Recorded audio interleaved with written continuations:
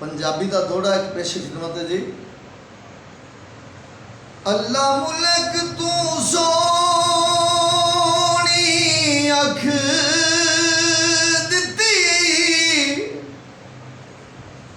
डिठी कर पर मेहर वफा दी इस अख च कितने दिल आबाद